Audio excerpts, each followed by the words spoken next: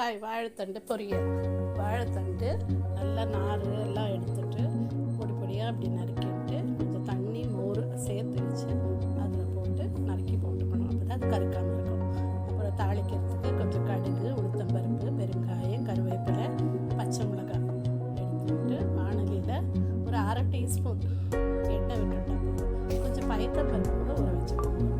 அப்புறம் இந்த எண்ணெயில் தாளிக்கிற பொருட்கள் போட்டு அது தாளித்து பொரிஞ்சு வரோம் இல்லையா, அப்போ இந்த வாழைத்தண்டு, பயத்தம்பருப்பு, உப்பு சேர்த்துக்கிட்டு கொஞ்சம் தண்ணி வச்சுட்டு நல்லா பெரட்டி விட்டுட்டு ஒரு 5 மினிட்ஸ் நடுக்கிற ஒரு 2 வாட்டி எடுத்து கிளறுங்க.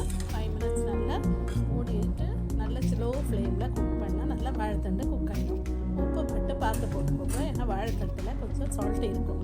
ஓகே, அதுக்கப்புறம் 5 மினிட்ஸ்க்கு அப்புறம் நல்லா மூடி எடுத்தாங்கன்னா வாழைத்தண்டு பொரியல் ரெடி. இது பொரியலாகவும் சாப்பிடலாம், சாலடாகவும் சாப்பிடலாம், தேங்காய் போட்டுக்கலாம், இல்லைன்னா லெமன் புழிஞ்சிட்டு சாலடாகவும் சாப்பிடலாம்.